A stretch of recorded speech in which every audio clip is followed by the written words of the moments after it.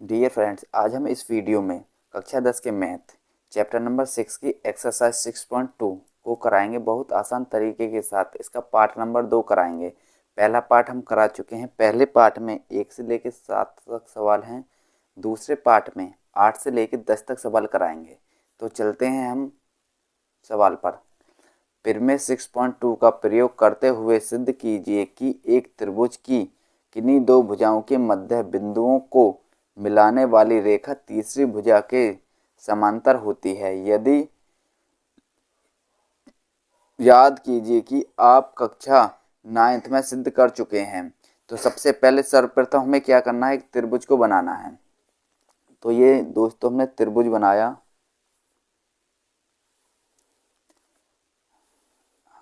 और त्रिभुज में क्या कहा है, एक त्रिभुज के किन्हीं दो भुजाओं के मध्य बिंदु, यानी ये हमारी भुजा हो गई, इनके मध्य हमने दो बिंदु खींच लिए।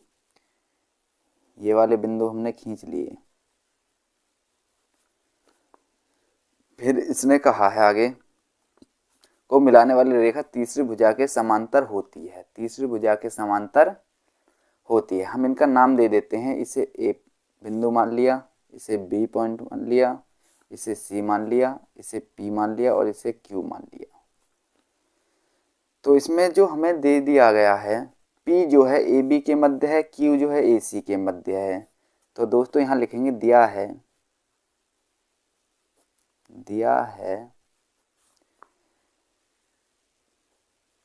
पी जो है ए बी के मध्य है, ए बी के मध्य है। उसके बाद क्यू जो होगा किसके, ए और सी के मध्य है, ए सी के मध्य है। जब दोस्तों P जो है ए बी के मध्य है तो ए पी बराबर पी बी होगा, ए पी बराबर पी बी। इसी प्रकार से ये हो जाएगा क्या, ए क्यू बराबर क्यू सी, ए क्यू बराबर क्यू सी, ए क्यू बराबर क्यू सी। तो हमें प्रूफ क्या करना है, टू प्रूव डेट, प्रूव का मतलब होता है सिद्ध करना है। टू प्रूव डेट क्या करना है, जो आपका पी क्यू समांतर होगा किसके, बी सी के। पी क्यू समांतर होगा किसके, बी सी के। तो करते हैं सब। सर्वप्रथम जो हम थेल्स प्रमेय का प्रयोग करते हैं, थेल्स प्रमेय बोलते हो 6.1, इसने कहा है कि प्रमेय 6.2 का प्रयोग करते हुए। तो चलते हैं, सबसे पहले हम इनका अनुपात देख लेते हैं, एपी और बीपी का। तो एपी बटे पीबी, इनका जो अनुपात होगा वो किसके बराबर होगा। तो दोस्तों यहाँ देखिए एपी का वैल्यू पीबी है। यदि मैं एपी के स्थान पे पीबी रख दूँ तो वैल्यू कितना बन जाएगा, एक बन जाएगा। तो इनका अनुपात एक बन गया, तो समीकरण नंबर 1 मान लेते हैं। इसी प्रकार इधर का देख लेते हैं, ए क्यू बटे क्यू सी बराबर, यानी क्यू सी हो गया।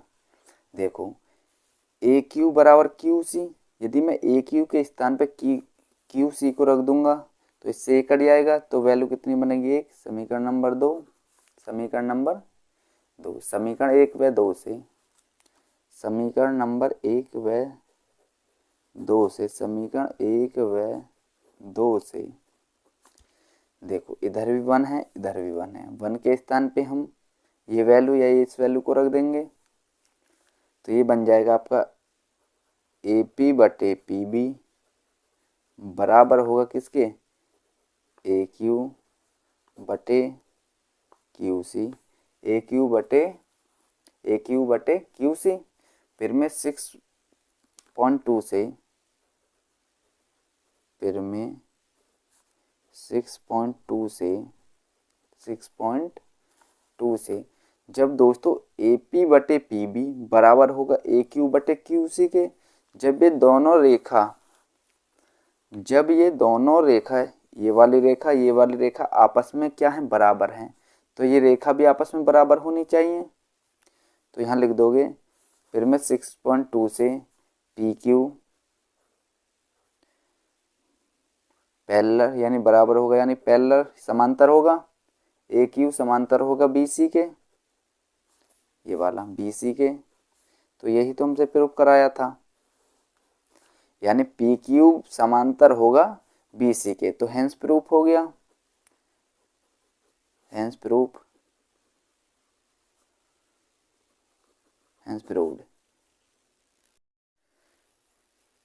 तो दोस्तों इसका नेक्स्ट सवाल देखते हैं, क्वेश्चन नंबर 9। क्वेश्चन नंबर 9 क्या कहता है, ए बी सी डी एक समलंब है, ए बी सी डी एक समलंब है जिसमें ए बी समांतर डी सी है तथा इसके विकर्ण परस्पर बिंदु ओ पर प्रतिच्छेद करते हैं। दर्शाइए कि ए ओ बटे बी ओ बराबर सी ओ बटे डी ओ है। तो दोस्तों ये एग्जाम के लिए बहुत इम्पोर्टेंट सवाल है। कैसा सवाल है? इम्पोर्टेंट सवाल है। कई बार ये बोर्ड एग्जाम में पूछा गया है। तो सर्वप्रथम हम क्या करेंगे, ए बी सी डी एक समलंब है, तो एक समलंब बना लेंगे, एक समलंब बनाते हैं दोस्तों। सर्वप्रथम हम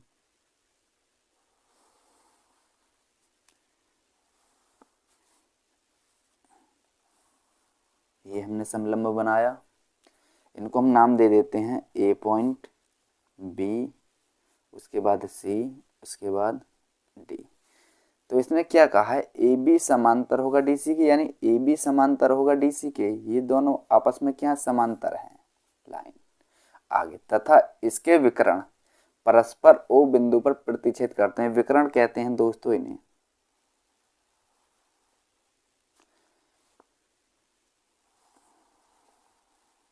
ये जो आपस में काटते हैं यहाँ पे, इसको नाम देते हैं ओ बिंदु, क्योंकि इसने कहा है कि इसके विकर्ण परस्पर बिंदु ओ पर प्रतिच्छेद, प्रतिच्छेद कहते हैं एक दूसरे को काटना, एक दूसरे को काटना। तो इसने दिया है, क्या चीज दी है, दिया है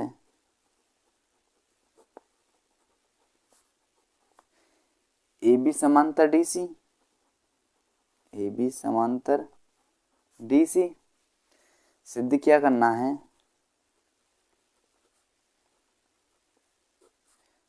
सिद्ध करना है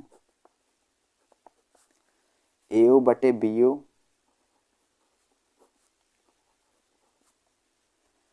बराबर सी ओ बटे डी ओ, सी ओ बटे डी ओ। हाँ तो दोस्तों अब हम इसे सिद्ध करने के लिए इस पे क्या करेंगे, क्रॉस मल्टीप्लाई करेंगे। क्रॉस मल्टीप्लाई कैसे करेंगे, तो सर्वप्रथम हम इसमें एक अपनी तरफ से लाइन खींचेंगे, इसको भी नाम दे दीजिए कुछ, ये ई पॉइंट माना, ये एफ पॉइंट माना, ये एफ पॉइंट माना। जब दोस्तों ये वाली लाइन इस लाइन के समांतर है तो ये लाइन भी इसके समांतर होगी, ये लाइन भी इसके समांतर होगी। क्लियर है? तो ई एफ समांतर होगा किसके, डी सी के, डी सी के। तो इसकी थोड़ी सी रचना लिख लेते हैं, रचना को लिखोगे, रचना में क्या लिखोगे, ई से एफ को मिलाया, ई से एफ को मिलाया, एफ को मिलाया, जो ओ से जा रही है, जो ओ से जा रही है, ओ से जा रही है। अब इसका मीन्स ये हुआ, अब मैं इसे थोड़ा सा डार्क कर देता हूं। ये वाली जो लाइन है, जब ये पूरी लाइन इसके समांतर, तो ये लाइन भी इसी के समांतर होगी। तो ई ओ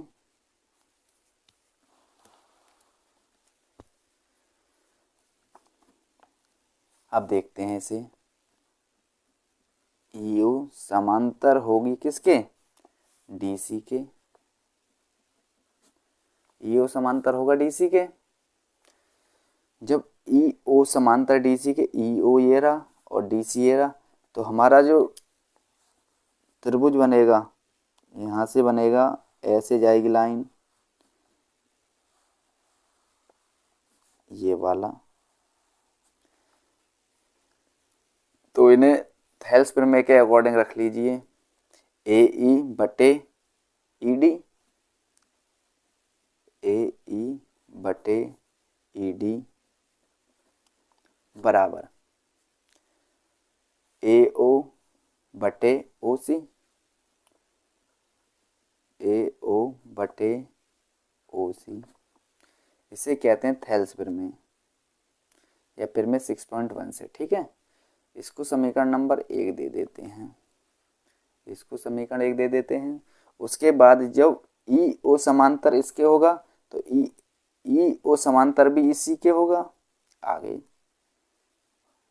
ई ओ समांतर किसके होगा? अब ए बी के, क्योंकि ये वाला ये इसके समांतर होगा,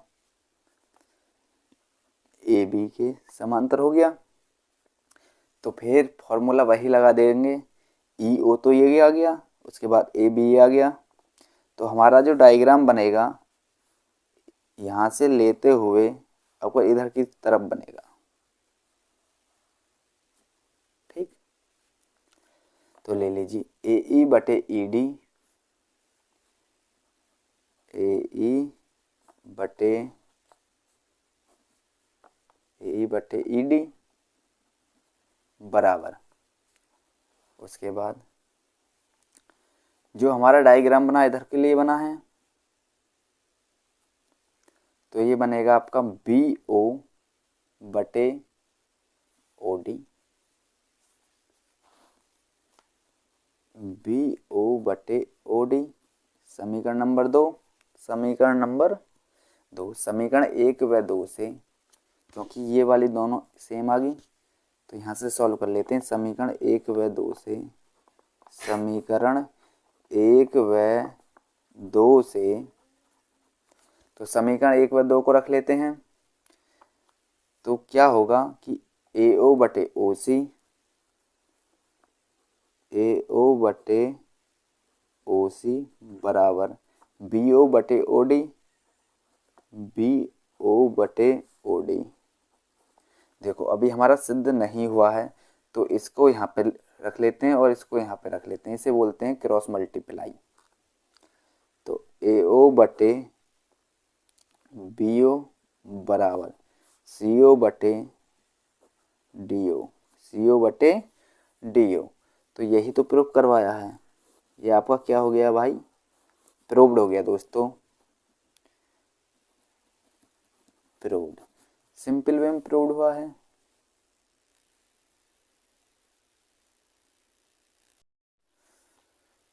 तो दोस्तों चलते हैं हम इसके लास्ट सवाल पर। क्वेश्चन नंबर 10 है, एक चतुर्भुज ए बी सी डी के विकर्ण परस्पर बिंदु ओ पर इस प्रकार प्रतिच्छेद करते हैं कि ए ओ बटे बी ओ बराबर सी ओ बटे डी ओ है। तो दर्शाइए कि ए बी सी डी एक समलंब है, एक समलंब है। तो हमने पहले क्वेश्चन में क्या दिया था कि समलंब दिया था, बाकी हमें सिद्ध करना था। इसमें समलंब को सिद्ध करना है तो सबसे पहले हम इसमें एक चतुर्भुज बना लेते हैं ए बी सी डी।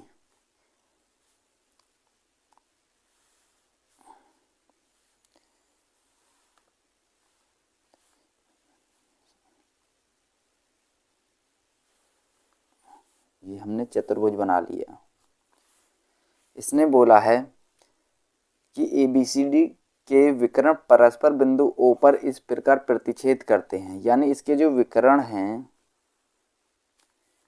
इस प्रकार प्रतिच्छेद करते हैं, जो ओ पर प्रतिच्छेद करते हैं यानी ओ।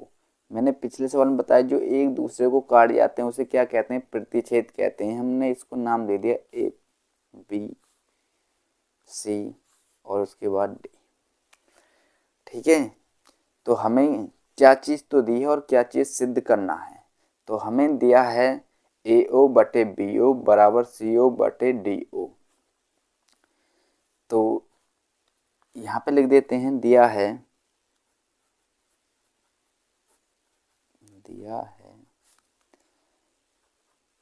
AO बटे BO बराबर CO बटे DO। CO बटे DO सिद्ध करना है।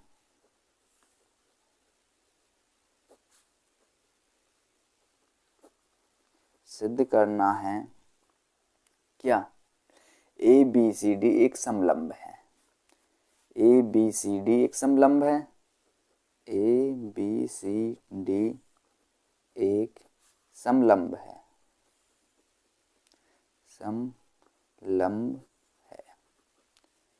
ABCD एक समलंब है। तो सर्वप्रथम पहले जैसे करते हैं, अपनी तरफ से एक यहाँ से लाइन ड्रॉ कर लेते हैं। उसको हमने E पॉइंट दे दिया। क्या पॉइंट दे दिया? E point. ठीक है। तो इसकी थोड़ी सी रचना कर लेते हैं। रचना में लिखोगे E से O को मिलाया। E से O को मिलाया। O को मिलाया। E से O को मिलाया। जब E से O को मिलाया तो अपनी तरफ से हम मान लेंगे कि यह जो रेखा है, यानी E से O से तक की जो रेखा है, ये AB के समांतर है। इसे मैं प्रूफ करके दिखाऊंगा कि अभी मैं मान रहा हूं, बस माना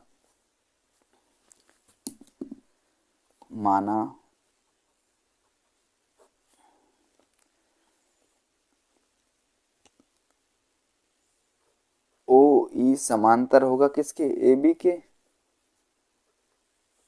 AB के समीकरण नंबर A मान लेते हैं इसको।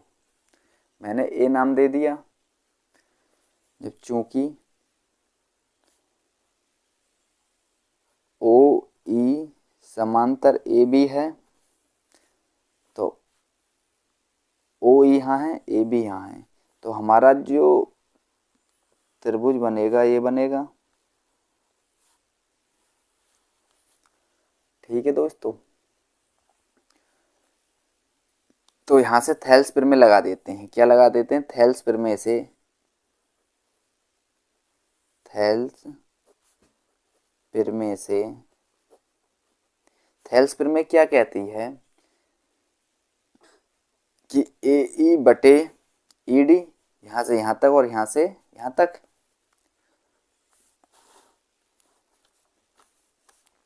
AE बटे ED बराबर, उसके बाद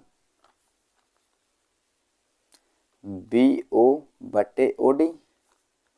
BO बटे OD समीकरण नंबर 1 दे दें इसको नाम। जो हमें चीज दी थी, क्या दिया था? ये वाली वैल्यू दिया था। दिया है AO बटे BO बराबर CO बटे DO। CO बटे DO। इसको हम सही क्रम में लगा लेते हैं। इसको यहाँ लगा लेते हैं और इसको यहाँ पे लगा लेते हैं। तो इसका हुआ AO बटे CO बराबर BO बटे DO। BO बटे DO। कोई दिक्कत? अब देख लेते हैं BO और DO, इसमें भी है इसमें भी है। इसे समीकरण नंबर 2 दे देते हैं। समीकरण 1 व 2 से। समीकरण 1 व 2 से। समीकरण 1 व 2 से। तो AE बटे ED बराबर होगा किसके? AO बटे OC या CO। AO बटे OC। जब ये वाली लाइन AE बटे ED, AE बटे ED किसके बराबर होगा? AO बटे OC। AO बटे OC यानी इस वाली भुजा के। जब ये वाली भुजा आपस में बराबर हैं, आपस में बराबर हैं। फिर मैं 6.2 से, फिर मैं 6.2 से, फिर मैं 6.2 से ई ओ, जो हमारा ये वाली जो लाइन है ई ओ वाली लाइन इसके समांतर होगी। क्लियर है? ये वाली लाइन इसके समांतर हो जाएगी। ई ओ समांतर होगी किसके? डीसी के। इसको समीकरण नंबर बी नाम दे देता हूं मैं। क्या नाम दे देता हूं? बी नाम दे देता हूं। समीकरण ए 1 व 2 से, ये तो हो गया था। समीकरण ए व बी से जो हमारा ए और बी समीकरण है, ए नंबर पे ये है, बी नंबर पे ये है। इसका मतलब है ये वाली लाइन जो ड्रॉ कर रही है ए ओ समांतर होगा ए बी के, और यहाँ पे जो ड्रॉ हुआ है ए ओ समांतर होगा किसके? डीसी के। तो डीसी लाइन ये होगी, यानी ये लाइन इसके भी बराबर है, ये लाइन इसके भी बराबर है। तो ये आपस में क्या हो जाएंगे? समलंब हो जाएंगे। तो समीकरण एक ए व बी से, समीकरण ए व बी से, समीकरण ए व बी से क्या हो जाएगा? इधर ध्यान दो, इधर ए बी है और इधर क्या है? डीसी है। इधर क्या है? डीसी यानी सी डी। तो ये दोनों आपस में क्या होंगे? समांतर होंगे। तो ए बी समांतर होगा किसके? सी डी के। ए बी समांतर होगा सी डी के,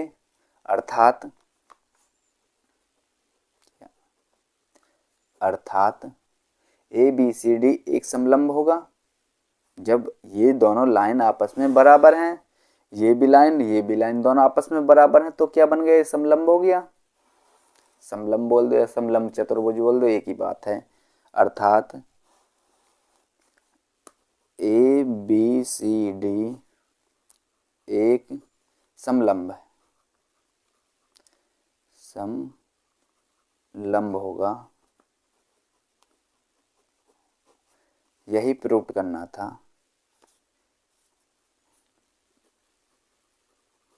यही प्रूव करना था। तो दोस्तों ये एक्सरसाइज मैंने फुल एक एक सवाल कराया है। यदि दोस्तों वीडियो आपको अच्छी लगी है और चैनल पे फर्स्ट टाइम विजिट करते हो तो चैनल को सब्सक्राइब करें और वीडियो को लाइक करें, और अपने दोस्तों में, फ्रेंडों में और ग्रुपों में भी लिंक को शेयर कर दीजिए। Thank you.